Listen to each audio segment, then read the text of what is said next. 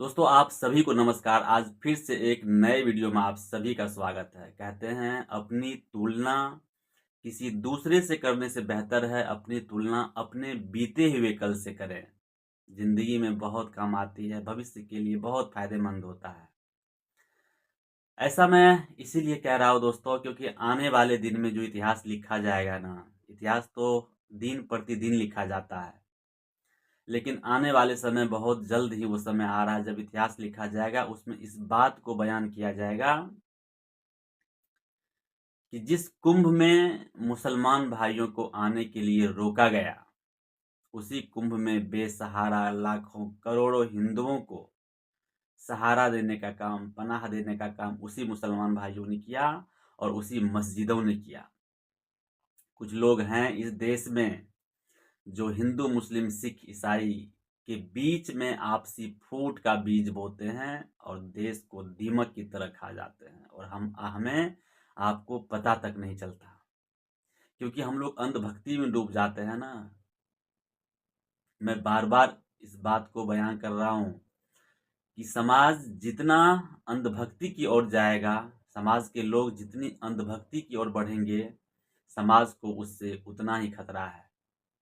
कुछ लोग हैं इस देश के अंतर्गत, आपने धीरेन्द्र शास्त्री बागेश्वर बाबा, किस तरीके के बाबा हैं ये लोग, इनको बाबा कहना तो शर्म की बात है। हम तो असली बाबा उन्हीं को मानते हैं जो दो लोगों के बीच में फूट ना डाले। दो अलग अलग टूटे हुए लोगों को अगर वो जोड़ देते हैं ना, ये व्यक्ति की महानता होती है। ये महानता नहीं होती है कि दो अलग अलग लोगों को अलग अलग हम बांट देते हैं। कौन होते हैं कुंभ में?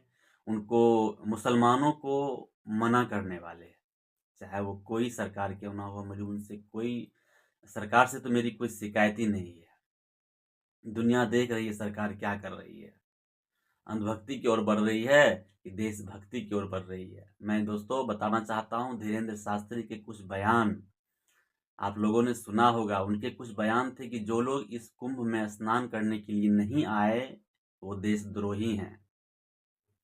उन मूर्ख, उन पाखंडी को तो पूछना चाहिए ना कि जो देश की रक्षा कर रहे सैनिक, 5 लाख 7 लाख 8 लाख सैनिक जो इस देश की रक्षा कर रहे हैं और उस देश की रक्षा के कारण कुंभ में आके स्नान नहीं करते, क्या वो देशद्रोही हैं? जवाब दे। इन्होंने दूसरी बात भी कही कि जो लोग कुंभ में मतलब मर गए, चाहे वो भीड़ से दब के मरे हों, चाहे उनकी मृत्यु जिस भी वजह से हुए हो, उनका मानना है कि उन्हें मोक्ष मिल गया होगा। उनको भी जाके मर जाना चाहिए, उनको तो जिंदगी में कभी मोक्ष नहीं मिलने वाला। अगर इस तरीके की बात वो एक गरीब लोगों के बारे में बोलते हैं, और दोस्तों मरने वाले लोग उनमें से सब आम पब्लिक हैं, जनसाधारण लोग हैं, निम्न वर्ग के लोग हैं। अमीर वर्ग के लोगों को तो सहारा मिल जाता है ना। कहते हैं जेल का पिंजड़ा तोड़ के निकलने का काम सिर्फ अमीर लोग करते हैं, गरीब तो उस जाल में फंस जाते हैं।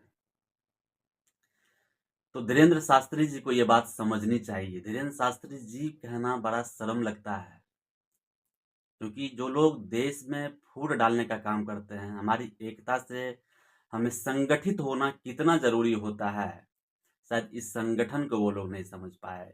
उनको सरदार वल्लभ भाई पटेल की बात आज मैं याद दिलाना चाहता हूँ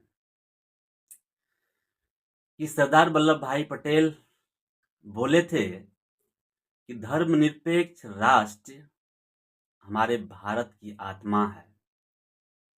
भाई इन बातों को तो कम से कम समझ जाओ। धर्मनिरपेक्ष राष्ट्र भारत की अगर आत्मा है, तो तुम धर्मनिरपेक्ष की भावना को पूरी तरीके से खत्म करके भारत की आत्मा को क्यों भ्रष्ट कर रहे हो? माना कि तुम्हारी आत्मा भ्रष्ट है, लेकिन भारत की आत्मा को तो भ्रष्ट करने का अधिकार नहीं है ना। कहाँ थे इतने दिन से? तो अटल बिहारी वाजपेयी, सॉरी, सरदार वल्लभ भाई पटेल की इन बात में और भी कुछ वो लिखते हैं आगे। कहते हैं कि भारत उन सभी लोगों का देश है जो किसी भी धर्म के हो, किसी भी जाति के हो, इस बात से कोई फर्क नहीं पड़ता। उन्हें इस बात का एहसास दिलाना होगा कि जो भी लोग भारत में हैं वो सुरक्षित हैं। सरदार वल्लभ भाई पटेल जी आगे लिखते हैं, कहते हैं कि हमें उस रास्ते पर नहीं चलना है जिस रास्ते पर पाकिस्तान चल रहा है। पाकिस्तान का तो बड़ा मजाक उड़ाते हो।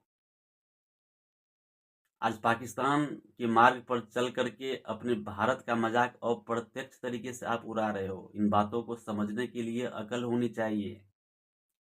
और धर्मनिरपेक्ष की बात नहीं करते आप तो अलग अलग धर्मों की बात करते हैं। आप धर्म कहते हैं बहुत सारे, हिंदू मुस्लिम सिख ईसाई ये सब धर्म। मेरे भाई क्या कर रहे हो? देश को बर्बाद क्यों करना चाह रहे हो? बड़ी मुश्किल से ये भारत अपने सीमा पर आया है और आगे बढ़ने की कोशिश कर रहा है। बहुत गर्दिश हालत थी भारत की। भारत के इतिहास को उठा के पलट के देखोगे, क्रांतिकारी को पढ़ोगे तो समझ में आएगी ये बात। सिर्फ अंधभक्ति से, पाखंडवाद को बढ़ाने से कुछ नहीं होता। आज देश में ज्ञानवान बाबा लोग क्यों बन रहे हैं, उनको तो मैं सैल्यूट करता हूं। जब जब देश पर पाखंडवाद भारी पड़ा है तब तक एक न एक योद्धा सामने आकर के उस पाखंडवाद को खत्म करने का काम किया है। आप 6ठी शताब्दी ईसा पूर्व की बात करिए, चाहे प्राचीन काल की बात करिए, चाहे आप मध्यकाल की बात करिए या आधुनिक काल की बात करिए, हर जगह ये चीज देखने को मिला है। तो भारत की जो आत्मा है ना, धर्मनिरपेक्षता, हमें उस धर्मनिरपेक्षता को बचा के रखनी चाहिए। और हमें पूरी उम्मीद है कि देश के लोग पाखंडवाद को समझे, धर्मनिरपेक्षता को समझे, सच्चाई क्या है सच्चाई को पहचाने। आध्यात्मिक होने का अर्थ हमने यही तो बोला था पिछले वीडियो में कि आप जितना सच्चाई के करीब जाते हैं उतना आप आध्यात्मिक होते जाते हैं। और सच्चाई से दूर होने का मतलब आपके अंदर आध्यात्मिकता का खत्म हो जाना है। अटल बिहारी वाजपेयी जी की ये बातें, वो तो अखंड भारत की जो बात करते हैं और हिंदू राष्ट्र की जो सोच को एक पागलपन की संज्ञा देते हैं। जो लोग कहते हैं हमारा भारत हिंदू राष्ट्र है, वो कह नहीं रहे हैं, वो पागलपन दिखा रहे हैं अपना। हिंदू राष्ट्र कभी नहीं बन सकता भारत मेरे दोस्त। भारत अल्पसंख्यकों का देश है, इसमें अन्य लोग भी शामिल हैं, हिंदू भी हैं, मुसलमान भी हैं, सिख भी हैं, ईसाई भी हैं, अन्य कई कई लोग इसमें शामिल हैं। और हमारा कर्तव्य है एक भारतीय होने के नाते कि उनको इस देश के अंदर सुरक्षित महसूस होने दें। अगर वो इस देश में आकर के सुरक्षित नहीं है तो हमारा भारतीय होने का कोई कर्तव्य नहीं बनता। दूसरे कौम के लोग, दूसरे धर्म, दूसरे जाति के लोग अगर यहाँ आने के बाद अपने आप को सुरक्षित महसूस करते हैं तो हमें अपने आप पे गर्व होना चाहिए। हमें ये बात अन्य लोगों को एहसास दिलाना होगा, अन्य जाति, अन्य धर्मों के लोगों को एहसास दिलाना होगा कि भारत सबका है। भारत में सभी धर्म, सभी जाति के लोग निवास करने वाले हैं। किसी के बाप का भारत नहीं है कि कोई मुसलमान को निकाल देगा, कोई ईसाई को निकाल देगा, कोई सिख को निकाल देगा, हिंदू राष्ट्र बना देगा। कभी नहीं ये भारत हिंदू राष्ट्र बन पाएगा। यहाँ अन्य अल्पसंख्यक लोगों की भी जमावड़ा है और हमें उन्हें एहसास दिलाना होगा कि वो यहाँ सुरक्षित हैं। अगर एहसास दिलाने में नाकामयाब हो गए ना तो ये हम विरासत और आने वाला देश, आने वाला समय, इस एक प्रकार से भारत का अपमान होगा। और ये अपमान सहने के लिए भारतीयों के अंदर ताकत नहीं हो सकती। तो भारत का अपमान ना करें। इन चीज़ों को लेकर हिंदू राष्ट्र की सोच दिमाग से निकाल दें। ये एक प्रकार सच में पागलपन है। ये सभी लोग एक साथ, एक संगठित होकर जिए, यही हमारा एक संदेश है। क्योंकि संगठित राष्ट्र ही एक विकसित राष्ट्र का निर्माण कर सकता है।